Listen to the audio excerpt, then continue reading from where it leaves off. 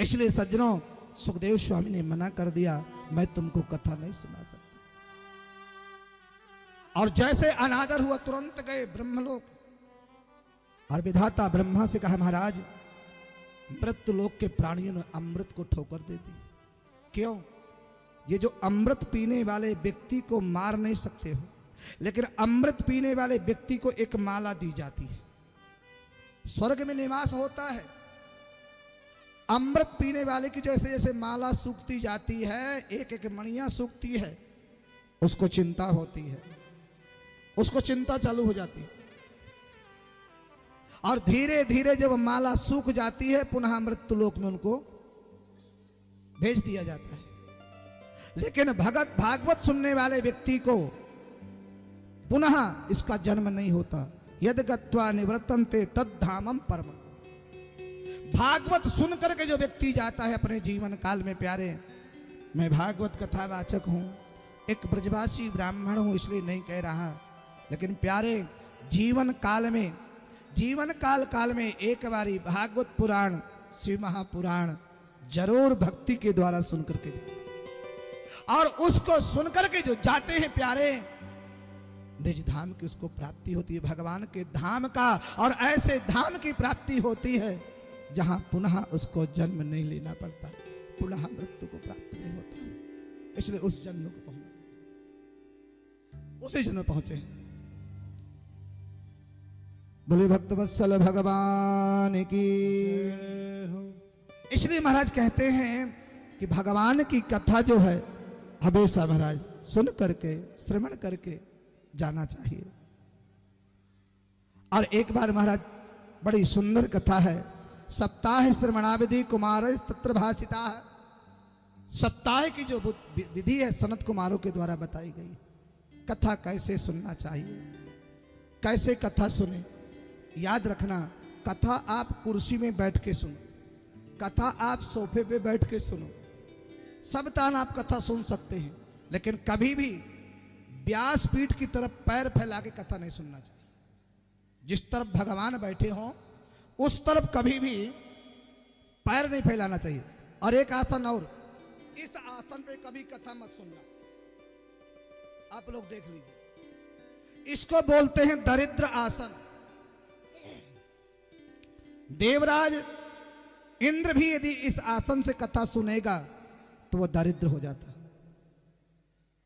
वो दरिद्र हो जाता है। तो एक बार नारद जी महाराज घूमने के लिए निकले, चलते हैं, मृत्युलोक में बड़ा आनंद आता है। मृत्युलोक में बहुत से भक्त लोग निवास करते हैं, मृत्युलोक में बहुत सुंदर सुंदर तीर्थ हैं, और उन तीर्थों का दर्शन करने के लिए चले। नारद जी वहां से निकले, घूमते हुए जा रहे हैं, और जैसे नारद जी घूमते घूमते गए, सनत, सनंदन, सनत कुमार, चार भाई इनको मिले, सनत, सनंदन, संत, सनत कुमार, चारों भाई। और ये चारों भाई देवर्षि नारद जल्दी जल्दी जा रहे थे, तो इनसे पूछ लिया कि कथम ब्रह्मं दीन मुखा कुतश्चिंता तुरो भवा त्वरितम गम्यते कुत्र कुतश्चागमनम तवा। नारद जी, आप बड़ी चिंता में जा रहे हो, क्या बात है, कहां जा रहे हैं, बात क्या है? तब देवर्षि नारद कहते हैं, महाराज मैं सब जगह गया, अनेक जगह गया, इस पृथ्वी में परिक्रमा लगाते हुए अनेक जगह गया, कहीं मुझे सत्य दिखाई नहीं पड़ा, सब लोग असत्य बोलते हैं।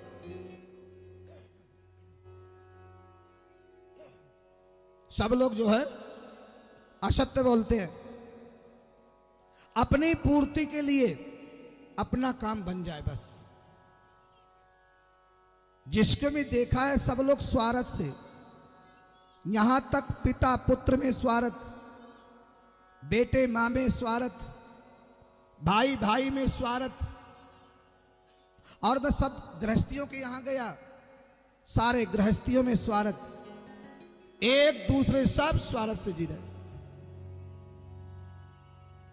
आजकल गृहस्थी में देखा जाए महाराज, चारों तरफ गया, काशी गया, गोदावरी गया, कुरुक्षेत्र गया, रामेश्वरन गया, बद्रीनाथ धाम गया, केदारनाथ गया, सर्वत्र गया, लेकिन वहां सत्यम नास्ति तपा शौचम दया दानम न विद्यते, कहीं सत्य नहीं।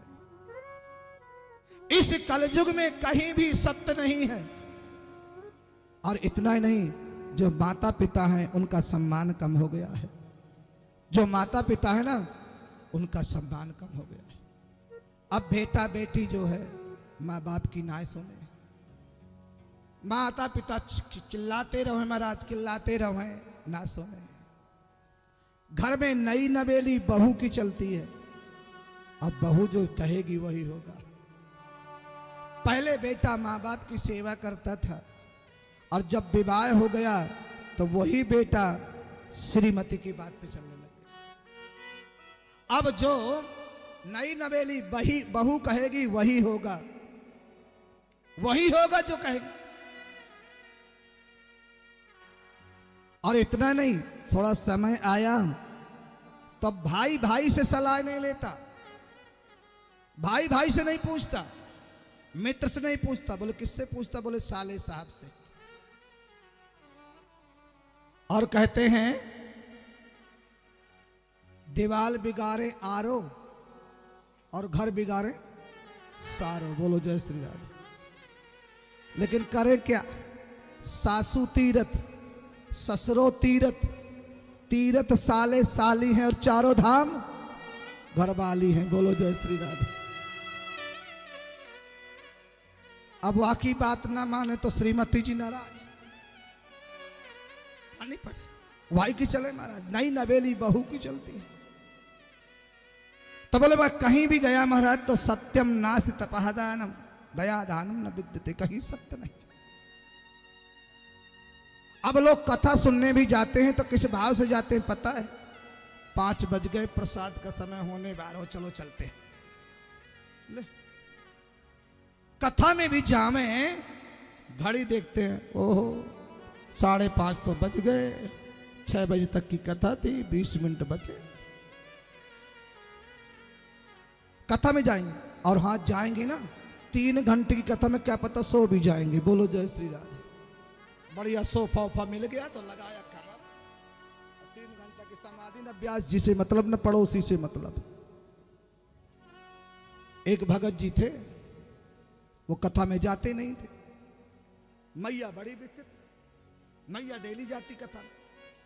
मैया ने व्यास जी से रोज जाके कहती पति देव से, महाराज पहले तो व्यास जी से कहते ऐसी कृपा कर दो कि वो भी कथा में आ जाए। अब फिर जाके मैया पति देव से कहती भगत जी से, देखो आप भी कथा में चलो, बढ़िया कथा है रही है, आनंद आ रहे हो, कथा में चलो।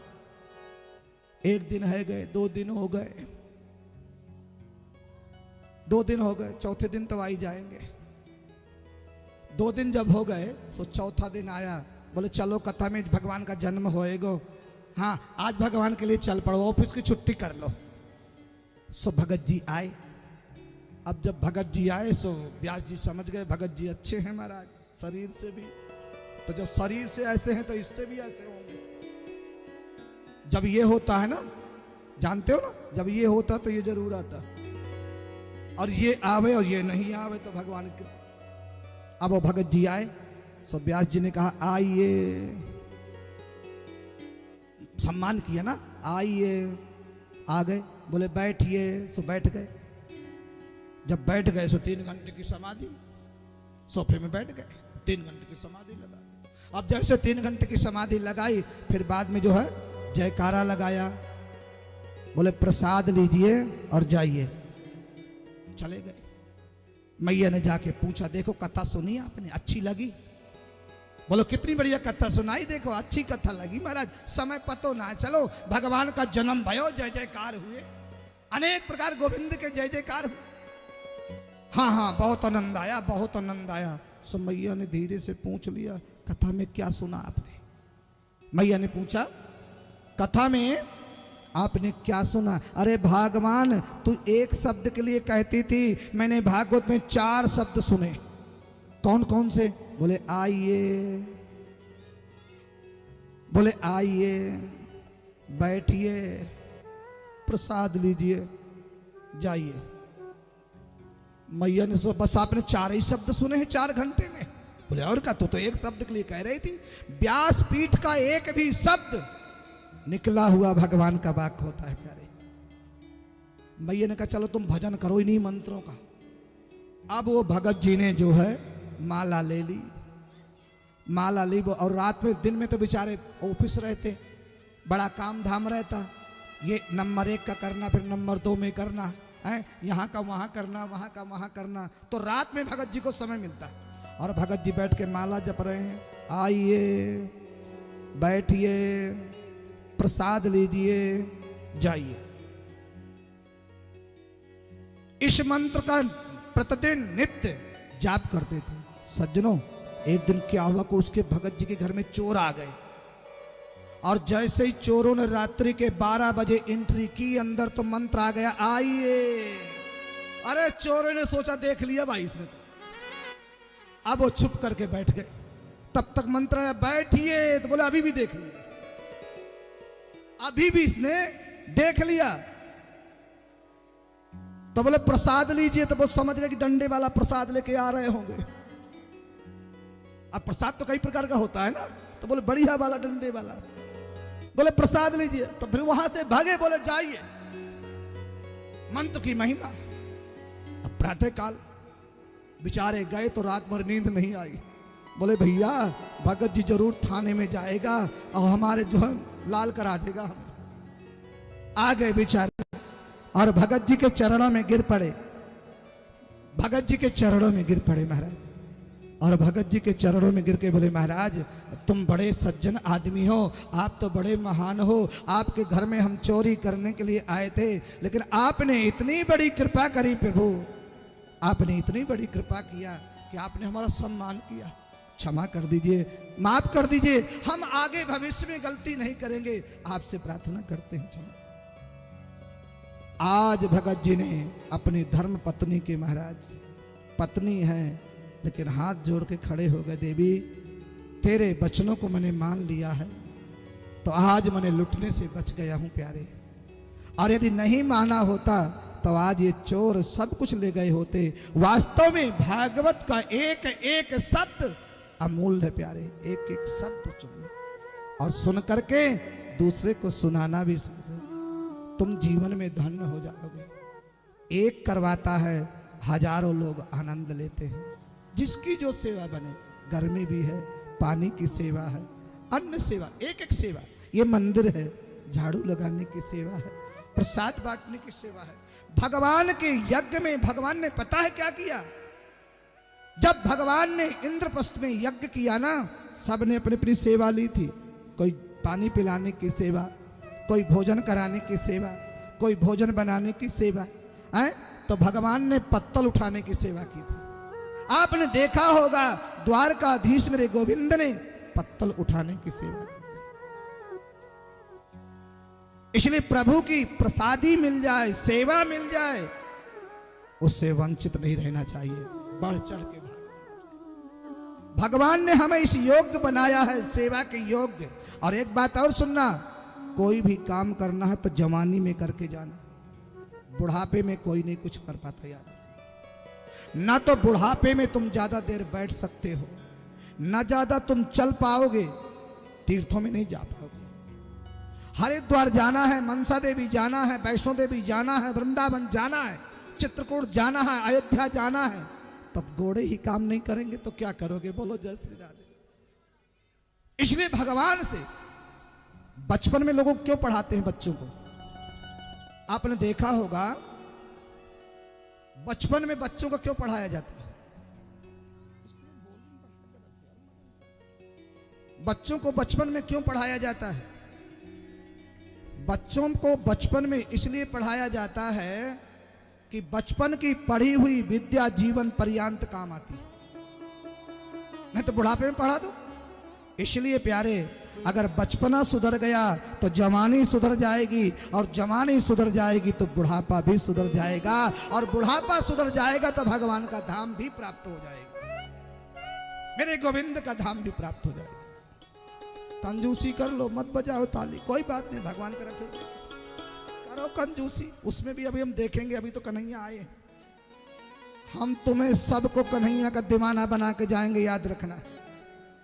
गोविंद का दीवाना बना करके, वैसा नहीं, हर प्रकार से गोविंद की कृपा बरसे, गोविंद के दीवाना बनना पड़ेगा। इसलिए इस शरीर को जितना ज्यादा से ज्यादा तुम परिश्रम करोगे, सुबह जल्दी जगा करो, देर तक नहीं सोना चाहिए। और जिसको जीवन में सुधरना है, प्रातःकाल जल्दी जगना सीख लो। और जिस घर में देवियां जल्दी जगती हैं, न तो धन की कमी रहेगी, न अन्नपूर्णा की कमी रहेगी, किसी प्रकार की कमी नहीं रहेगी। जो सूर्य उदय से पहले देवियां जग जाती हैं, घर की लक्ष्मी देवी होती है, याद रखना प्यारे। नहीं, पुरुष कितनों कमाने वाला हो, जब तक धर्म निष्ठा धर्म पत्नी नहीं है, तब तक महाराज कुछ बरकत नहीं हो सकती। इसलिए धर्म पत्नी जो है, सर्व पत्नी वही है जो महाराज पति को मंदिर के लिए लेकर जाए, उसे धर्म पत्नी कहा गया है। धर्म पत्नी वो है जो अपने पति को कथा लेकर के जाए, तीर्थों में लेकर के जाए, वो धर्म पत्नी है। और पत्नी वो है जो मूवी थिएटर में लेकर के जाए, है? गोवा घूमने जाए महाराज, अन्य जगह घूमने जाए, वो पत्नी है। और धर्म पत्नी जो भगवान के प्रति, जैसे भगवान का अभिषेक है, भगवान का हवन है, भगवान की कथा है, तीर्थों में जाना है, ठाकुर के दरबार में जाओ। इसलिए शरीर बड़ा दिव्य है। क्यों इतना तेरा रे,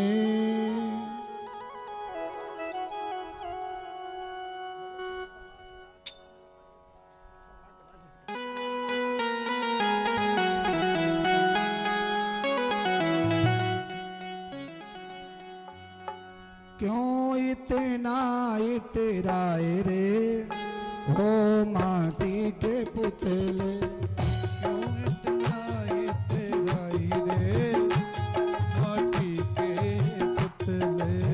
क्यों इतना तेरा रे, हो माटी के पुतले, क्यों इतना तेरा रे, ओ माटी के पुतले।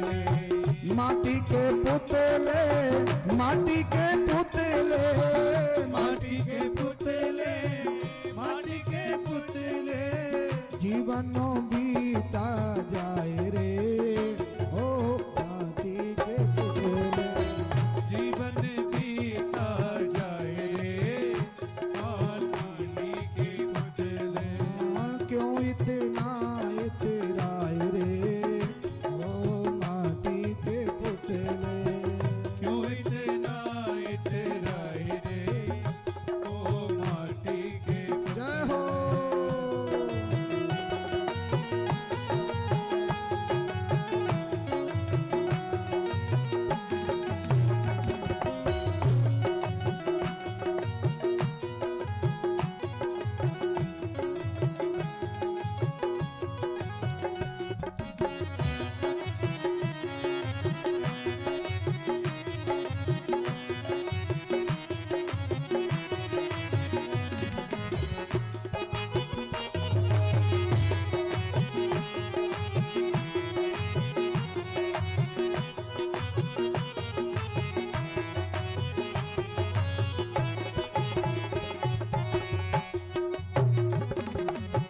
क्यों करता है मेरा मेरी, क्यों करता है मेरा मेरी, क्यों करता है मेरा मेरी, क्यों करता है मेरा मेरी। ठगनी माया राख की ढेरी, ठगनी माया राख की ढेरी। कोई मिले न भलाई रे, ओ माटी के, कोई मिले ना भलाई रे, ओ माटी के पुतले। जीवनों बीता जाए रे, ओ माटी के पुतले, जीवन बीता जाए रे, ओ माटी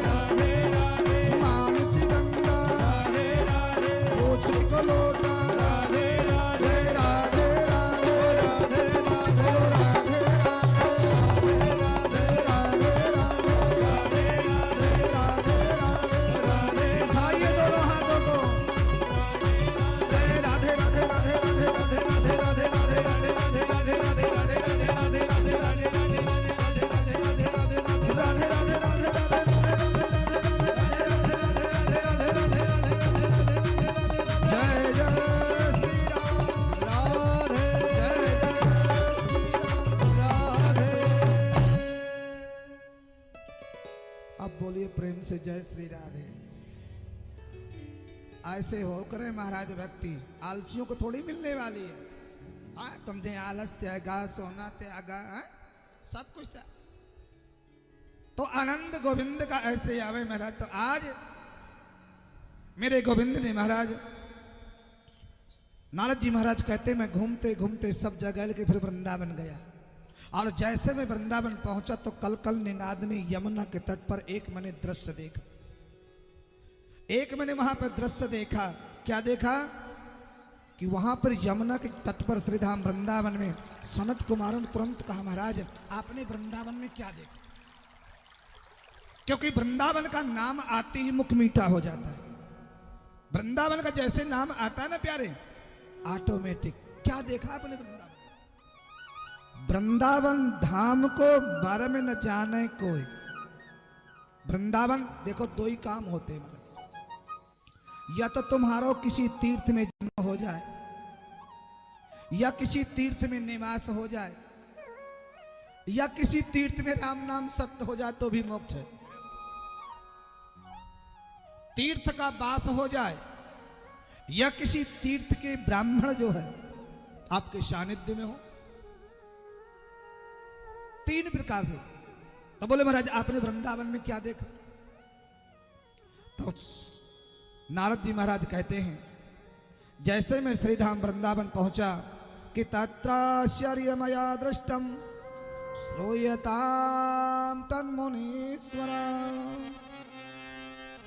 मैंने एक दृश्य देखा जो यमुना के तट पर महाराज कलकल निनादनी मां कालिंदी के तट में एक युवती लेटी हुई है।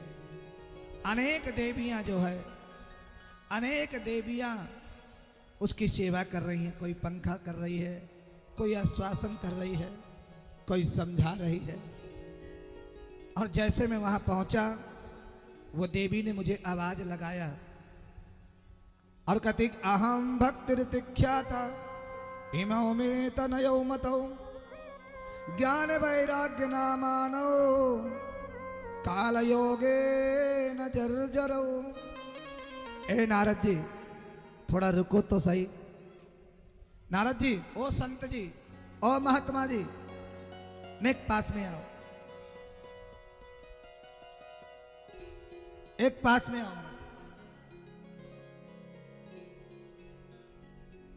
संत नारद जी ने सोचा मैं एक बारी तो डर गया, ये देवियां मुझे क्यों बुला रही हैं?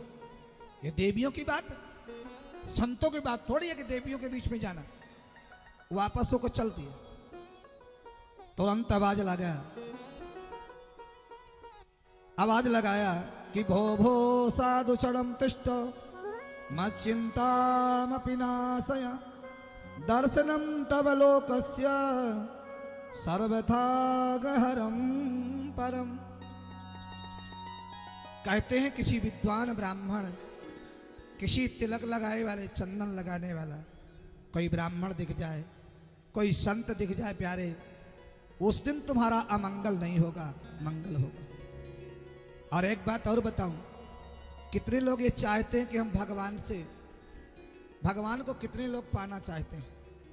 जरा बताना। सब लोग, और बहुत सभी चाहते। वाह, चलो मैं बता देता हूं मंत्र, आपको भगवान जी मिलेंगे, याद रखना। बोलो जय श्री राधे। सभी लोग भगवान को चाहते हैं।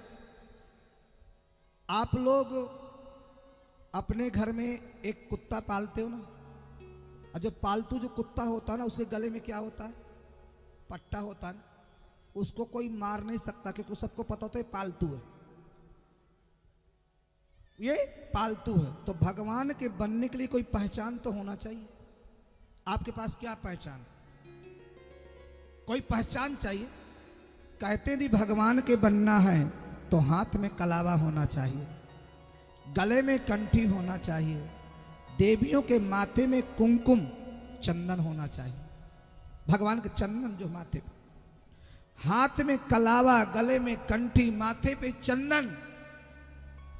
और हम ही नहीं, ब्राह्मण ही नहीं, आपने देखा होगा हर व्यक्ति उत्सव पे जो है अपने जो है तिलक लगाना भगवान के लिए लगाया जाता है, चंदन लगाना गोविंद के लिए, अगर हम भगवान को चाहते हैं, हम भगवान के बनना चाहते हैं प्यारे, तो हाथ में कलावा होना चाहिए, माथे में चंदन होना चाहिए और गले में कंठी होना चाहिए।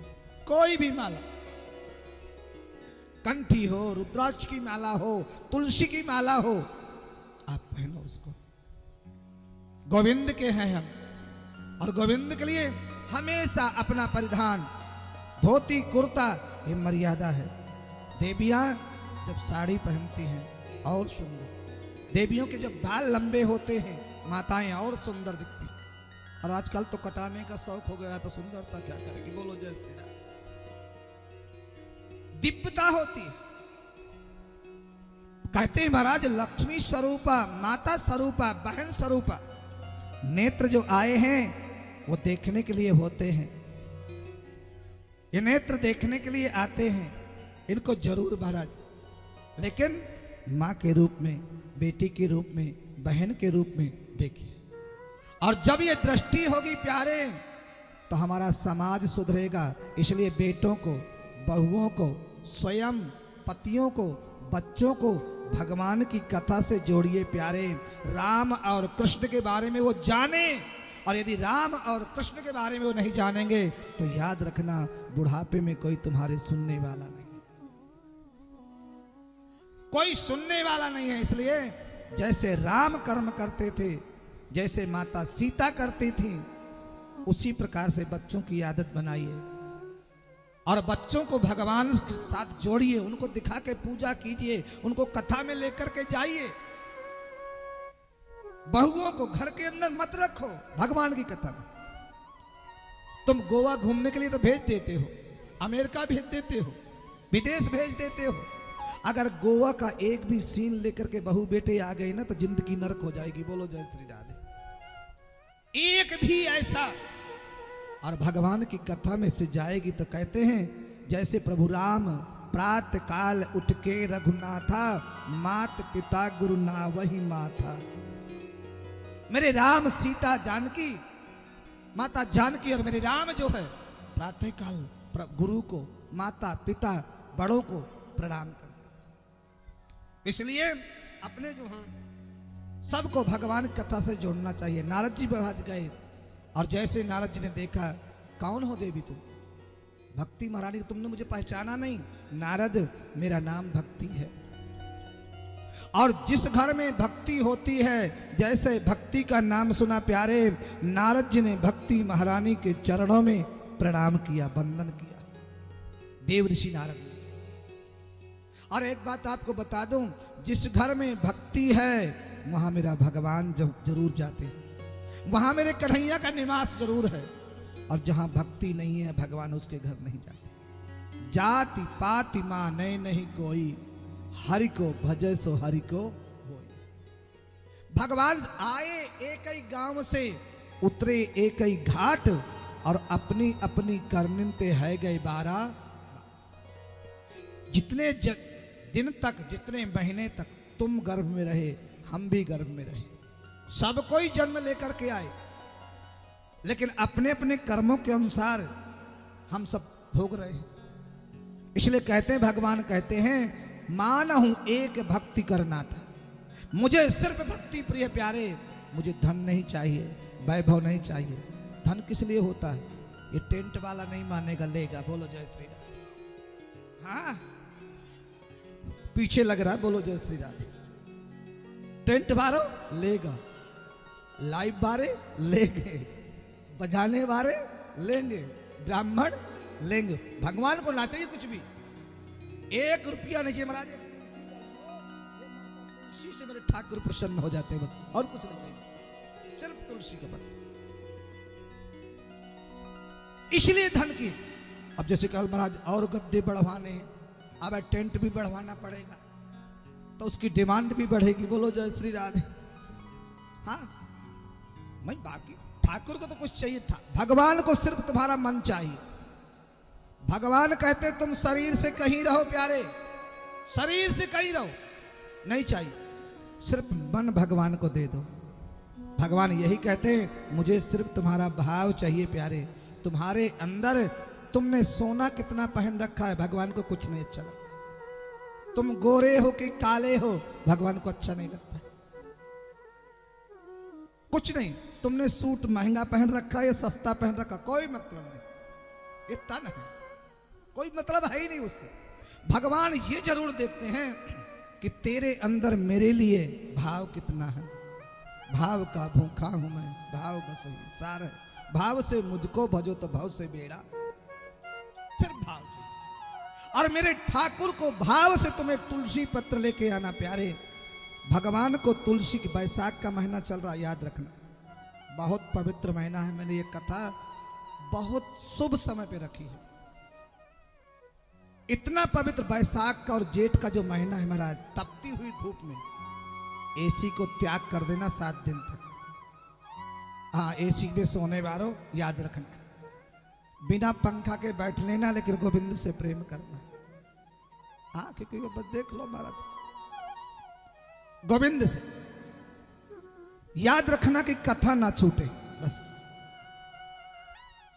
एक भी कथा मत छोड़ना। और जो मांगोगे वो मिलेगा। जो भी कल्प वृक्ष, 7 दिन आपको ऐसा लगेगा 2 दिन के बाद कि हम वृंदावन में बैठे हैं, ऐसा आपको महसूस है। मेरे ठाकुर की ऐसी लीला है, ऐसा ये चमत्कारी है गोविंद मेरा, ऐसी कृपा बरसा।